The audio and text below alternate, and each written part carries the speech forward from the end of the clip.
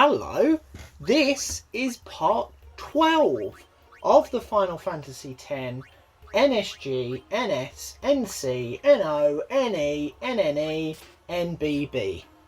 Got it all perfectly right, in the right order, because I actually have it written down again in front of me. We have finally secured ourselves Riku, which means that we have to go all the way back to the beginning of the game pretty much to go on a huge item farm. But we're not going to do that in this video because we still need to kind of introduce ourselves to her in terms of gameplay. We need to play through Riku's tutorial for her mix, which will be, I think, the last tutorial that we get. Certainly the last one connected with any of the rules that we can't do.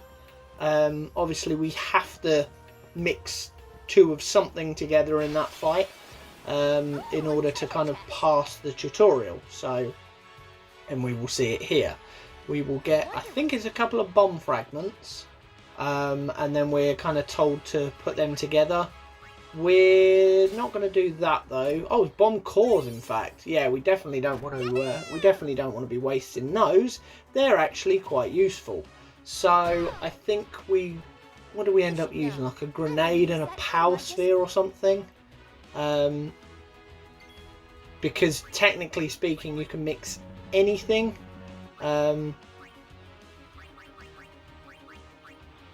Yeah, what do we use? A power... Oh, 2 power spheres, in fact. Oh, perfect. 2 things that we don't actually need, so we get to keep hold of the 2 bomb cores. Yeah, there's another kind of little bit about kind of getting treasure chests before all the monsters kind of come and destroy them. But yeah, now that we've kind of done that with Riku, there is a lot of kind of story to get done in Guadasalam. So rather than kind of jump straight into the going backwards and doing yet another farming video, we are going to kind of progress the story basically up until the point where we're about ready to go to the Thunder Plains, and then we are going to not go to the Thunder Plains, because once we are kind of in a position to effectively, once you've progressed past that and the Macalania Woods, and then obviously you have to do all the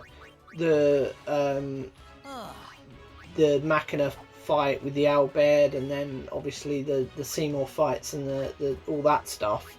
Once you kind of get to that point, obviously you lose Yuna for a fairly hefty chunk of the game, and then once you've done that, obviously you get completely spat out to home, and then by the time you get back to Bevelle, you can't actually progress back any further than the Thunder Plains, basically. You can't actually access Guadasalam, you can't then go through it, you can't get to Mushroom Rock. So the Thunder Plains is as far back as you can actually get. You're kind of stuck between the Thunder Plains and Zanarkand, because you don't get the airship until you've done all the bits and pieces in Zanarkand. So, oh look, Riku's down, what a shock. So, in order to get back to those earlier bits, we're going to have to do it now. Because there are far too many things in that area that we need.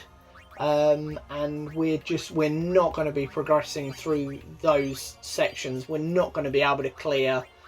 we possibly could clear the Thunder Plains relatively okay. Macalania Woods would be a nightmare. Seymour would be nigh on impossible without all these items that we're going to get. All the stuff on Beaconell, no chance. Bevelle, no chance. The second Seymour fight, no chance. We just wouldn't really get... We'd have to do a lot of farming kind of in those harder areas, and it's just painful is what it would be.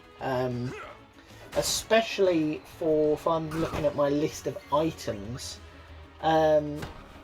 especially for things as simple, he says in quotation marks, but petrify grenades.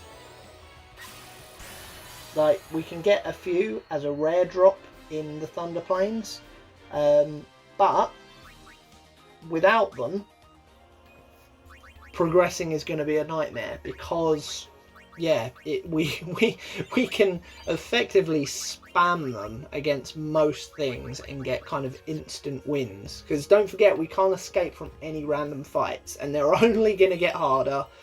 The enemies are going to start one-shotting not just Riku, but Lulu and Yuna, and then they're going to start one-shotting Tidus, and then they're going to start one-shotting Waka,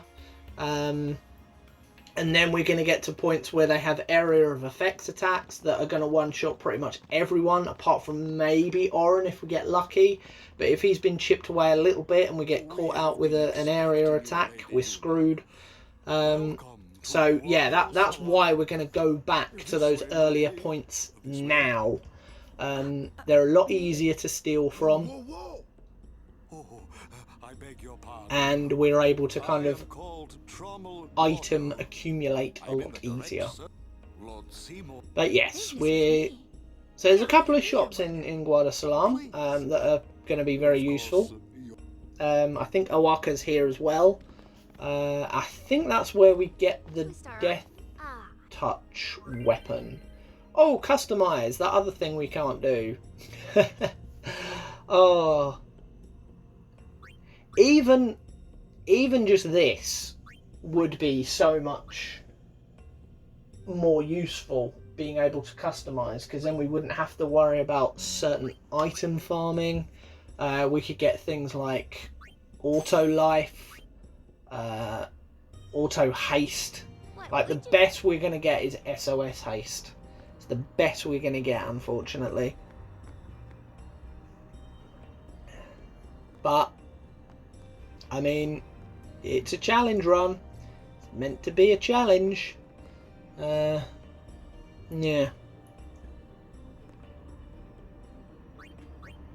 What will be very interesting as well when we go back, and a lot of people don't see this on their playthroughs, because it's obviously it's not the standard thing to go backwards from here.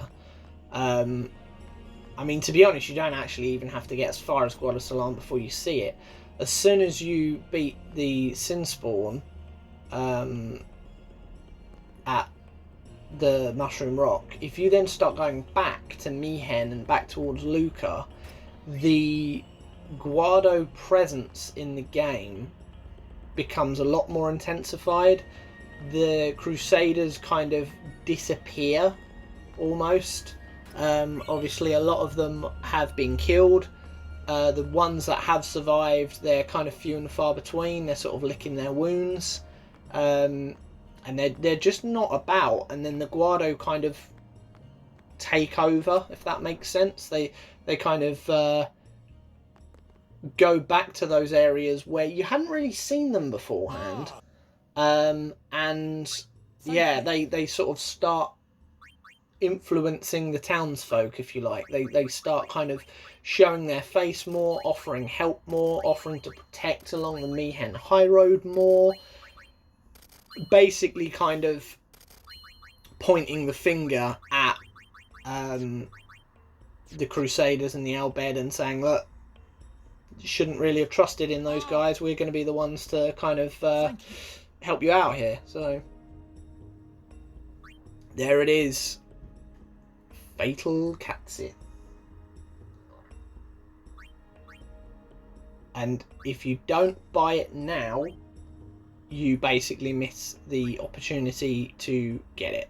And it, along with the TKO, is an absolute game changer, because there are so many things, well, not so many things, but anything that is not petrifiable can at least be deathed. He's got plenty of Thunder Ward stuff there as well. And I have a cat visitor again, so like last time, it's very possible we might get some noises. You alright, mate? You got yourself a bit stuck now, have you? You got yourself stuck and you can't get out of the room. Silly Billy. What are you doing? Hello to you too.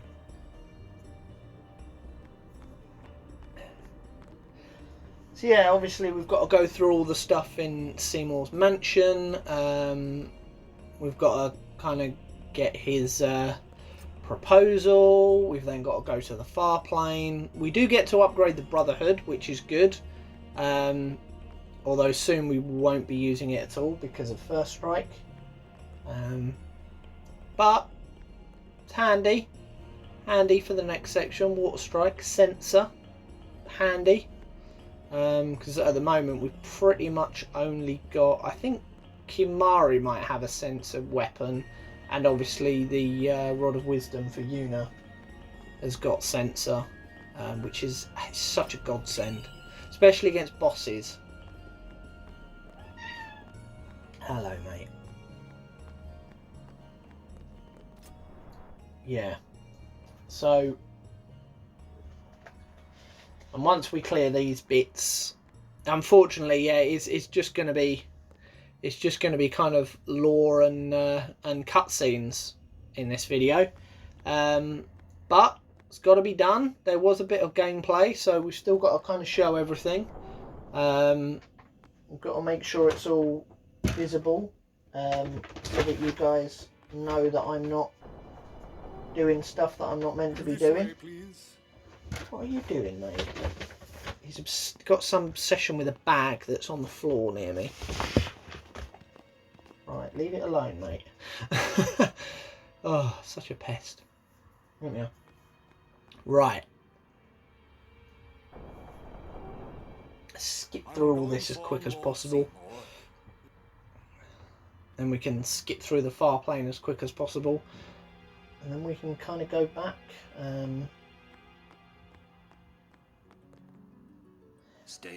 Yeah, unfortunately, looking through my list of stuff, the sleep powder is only a rare steal until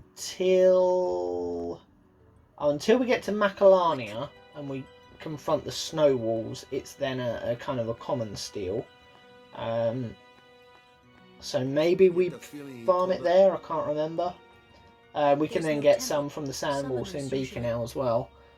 Because they're sort of what I will end up doing is doing a bit of a steal here, and then another one in Beacon, mainly because it's a lot easier to get smoke bombs, sleeping powders, and I need some shadow gems from there as well. Annoyingly, they don't have any petrify grenades, so we need to make sure we get enough of those from the basilisk. But thankfully, they are a common steal, so that's a good thing. What else are we going to be going back for? Smoke bombs, yeah. Smoke bombs become a common steal, thankfully. By the time we get to Mushroom Rock, we can get them from the Garudas, but we can also get them from the kind of birds on the Josei High Road and on the Moonflow. The kind of condor birds, the simmer birds, whatever they're called. And the other annoying thing is the poison fangs. We can get them from the killer bees in Kilika and from the bite bugs in Josei, but they are a rare steal, unfortunately. I think we can we get them in Beacon? No, we can't. Oh, we can get them in Macalania as well from the wasps there, but again, they're a rare steel. They don't become a common steel until Calm lands. And there's no way we can wait as long as that. We need to get a fairly decent amount of them now. But yeah, because they are rare steels, we're going to end up picking up a load of antidotes because that's the common steel, which is annoying. Keep this short. Yuna must rush. Pardon me. It has been a long time since I... It would almost be better if you could kind of select, because obviously with the way stealing works, the first time you steal it's 100% success rate, and then with each success it halves. So the next time is 50%. If you succeed with that, it goes down to 25%. Succeed with that, it then goes down to 12.5%, etc, etc, etc. It would almost be better if you could select in a menu to only go for rare steals, but they kind of start at the 50% mark and then go down to 25, or even start at the 25%. I'd rather try a 25% chance of stealing, but knowing that if I am successful, I will definitely get the rare steal. Like, that would be preferable to me. Maybe that could be a mod. That'd be an interesting mod to do. To be like, you're definitely gonna get the common steel, so we do it under normal rules. Or not even that, just leave it as is, and you either get one or the other. But if you want to set it so that you definitely get the rare steel, then obviously it's a bit ridiculous to break it so much that it's 100% success rate on the rare steel on the first steel, because potentially what you could do then is do one steal, get the rare item, and then kill off the enemy, because that would probably be quicker to farm it that way than try repeat, and it would be a damn sight easier than wasting those kind of higher percentages on the common steals. Lord Braska was entrusting you with a great task, which he wanted you to is a pain, as Lady Yunalesca did. I mean, we might get things like some petrify grenades and did not save the world alone. Smoke bombs and stuff earlier from places like Kilika and Besaid. We're certainly going to go back that far and try. But I seem to remember specifically with the sleep powders and the smoke bombs that I will be spending a fair amount of time yet again in Mushroom Rock. At least I can kind of split it up with that and Josei, because the Josei High Road's got some of the Mushroom Rock monsters, and then obviously it shares some other monsters with what's ahead along the Moonflow. So they sort of come under... It's weird because it comes under the Josei High Road, but it starts sort of on the edge of Mushroom Rock and it goes all the way up to Guadasalam. But some of the monsters at the beginning are still Mushroom Rock monsters, and some you can only get as you get closer to Guadasalam, but it still counts as one area. And technically speaking, there isn't a Moonflow area, it's still part of the Josei High Road.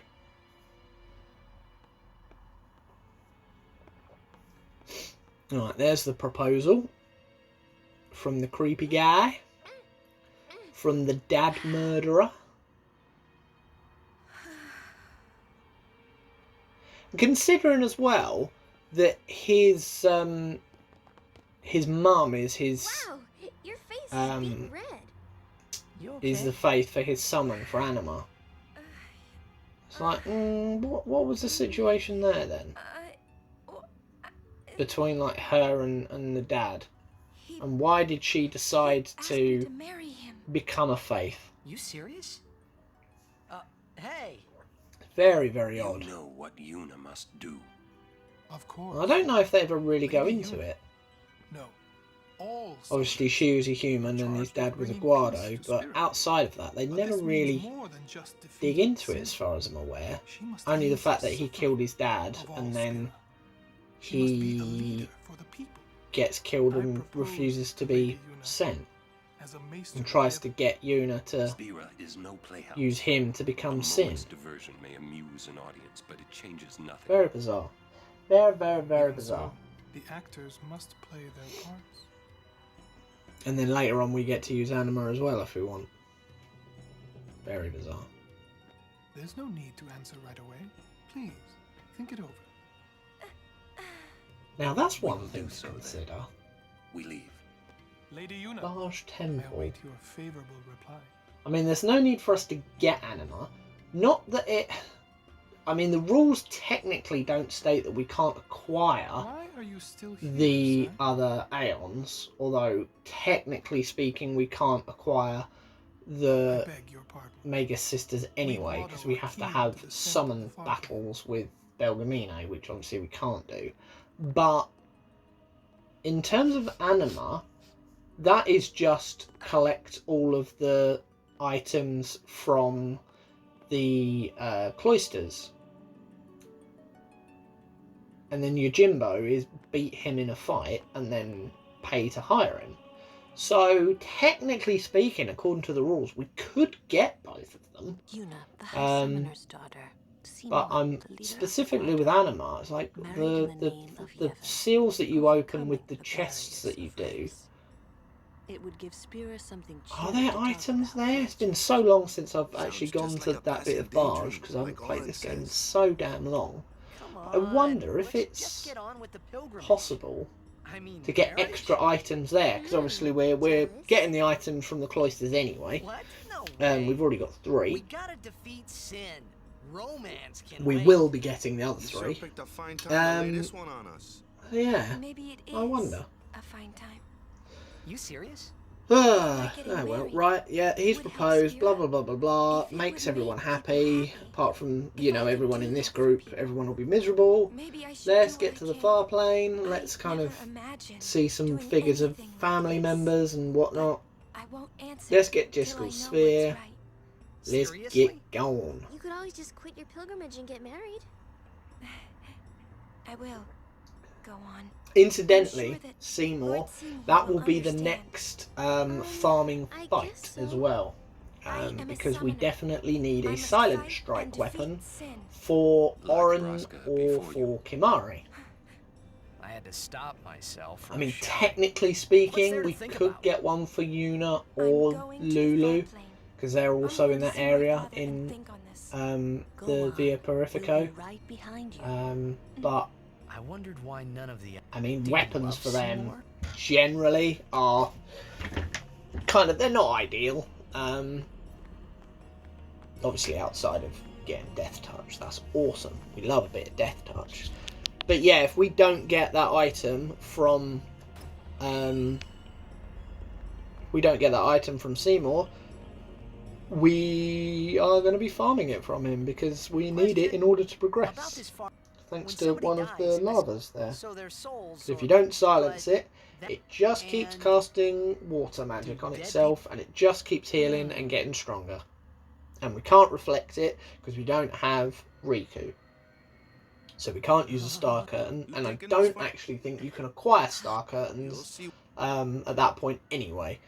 So yeah, if you don't do that, you're not Aren't you progressing through the game because it's impossible to hit it hard enough. We can't haste anyone, so we can't get extra turns in. It's not possible to get SOS haste armor by that point, so we can't even use that as a tactic. So yeah, with those 3 characters, the only way to actually deal enough damage to it would be with an Aeon, which obviously we can't use. What? You're not. I keep. Huh?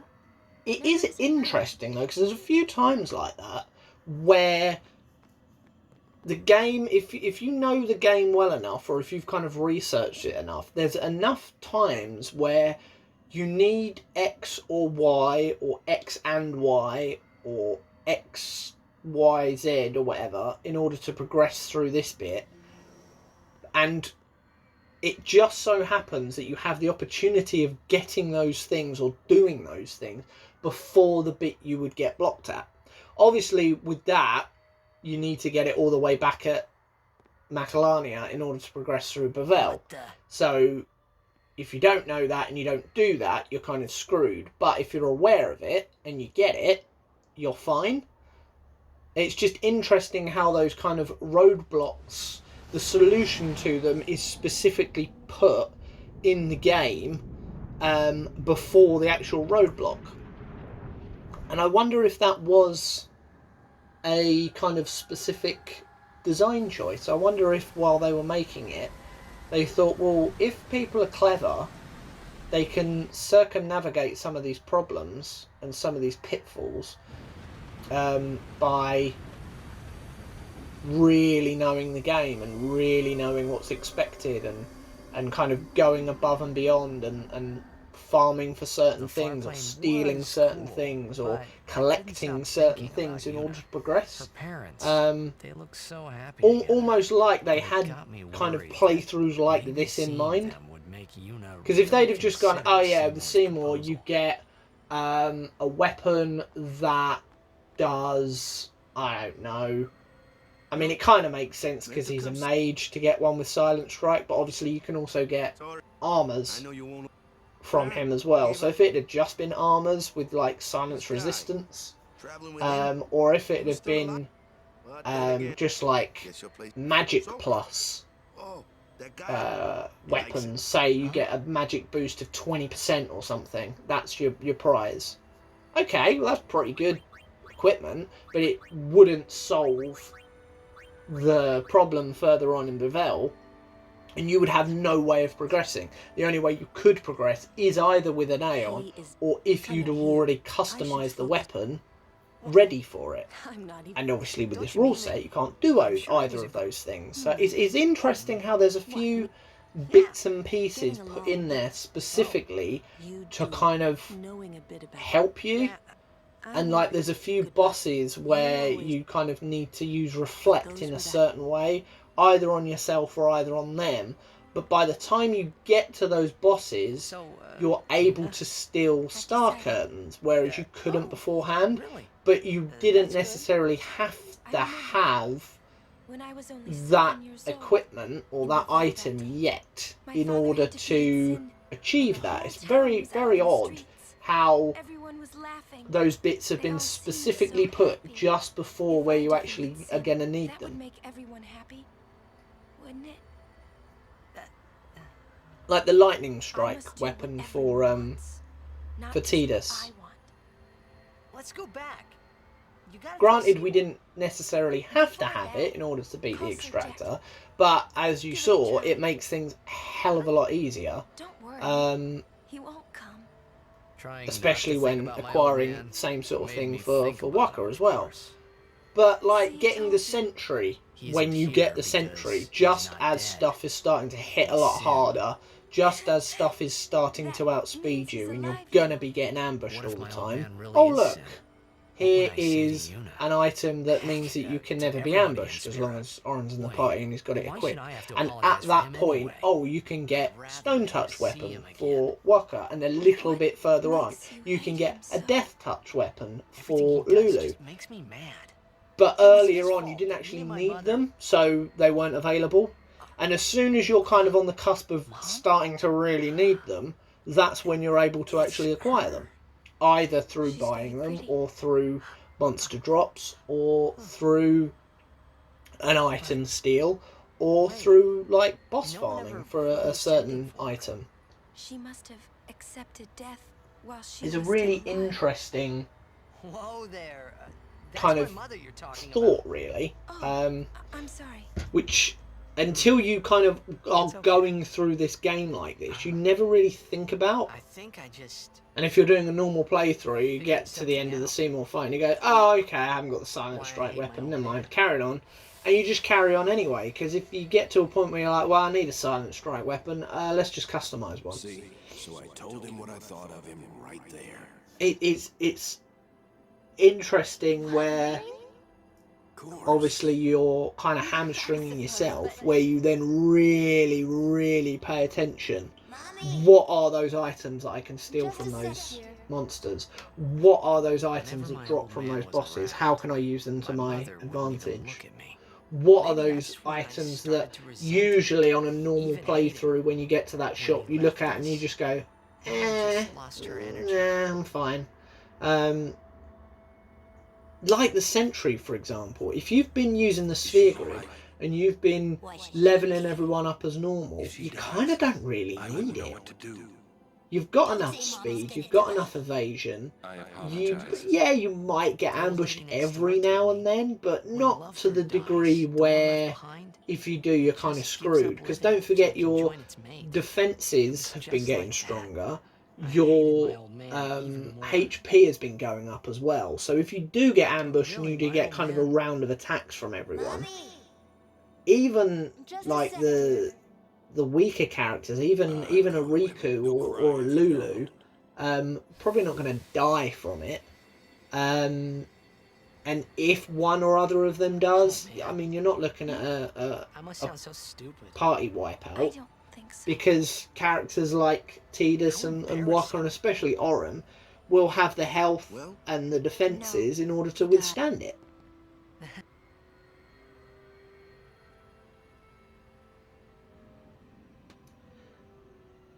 Are there any people as well that have been watching these that have got to a point where they're thinking, I think I might give this playthrough a go, you know, I might attempt something myself?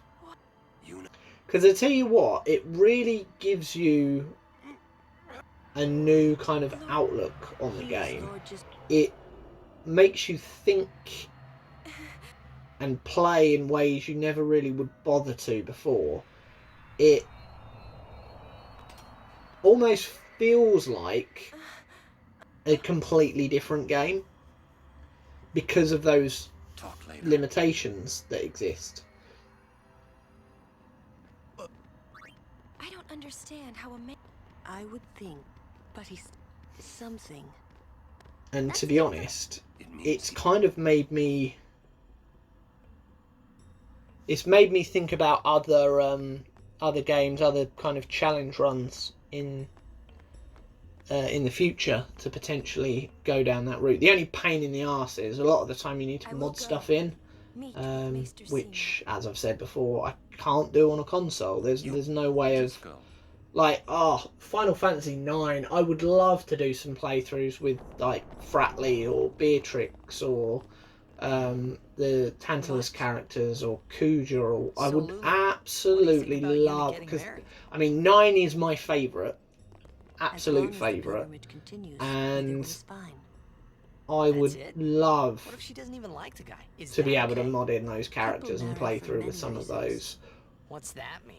Even to the point where I'd quite like to do the cards in that as triple triad, because the Battle Master card, whatever the hell the card thing is called, is terrible. I would then, it would actually make me go and face other, like, card playing NPCs and collect cards more. Like, usually when I play through it, the cards I get are just the cards I get, and the only time I will actually play is obviously in the tournament on disc 3 in Trino, in order to get the rebirth ring. But outside of that, I mean, I never bother playing it. Like, surely no one enjoys that version of the cards. To actually have triple triad with those cards would be cool. I would be very much up for that. What? I'm sorry. Gee. You'll understand. I just don't want to give... I shouldn't... Or like modding in certain equipment. That's fine. I don't know. Like 7, modding in materia early or something, just so that you can play in a different No. way in Midgar than you would normally. That's all. Maester I think You see. I believe he I'm sort of Maester because I've watched challenge videos in the past and they're fun to watch, but I'm kind of I understand the bug for trying them out now. Granted, they can take a while sometimes, but it is like playing a whole new game, and it's a very interesting outlook. I see why people do it a lot. I get it now. They used to just be quite fun to watch, like maybe for half an hour to an hour, an edited down version of how people got through certain bosses and stuff. But outside of that, just actually going from place to place, especially in this one, traversing the world with these limitations. Yeah. Why would the Lord I mean, I might feel different as the game progresses and we get to some bosses that are nigh impossible to beat. And I mean, if we ever get to Braska's final Aeon, that is basically RNG centric. If you don't manage to get certain turn order and do certain things and get certain damage outcomes in a certain way, then you ain't winning. It don't matter how good the equipment is that you've got, how ready for it you are not winning that fight if the RNG just decides, nope, not happening, because this is the turn order and this is the afflictions that are gonna kind of hit you. But yeah, we've done all the Guardasalam stuff, so now it will be time to do the item farming, but that will be for next time, so I will catch you then. Goodbye.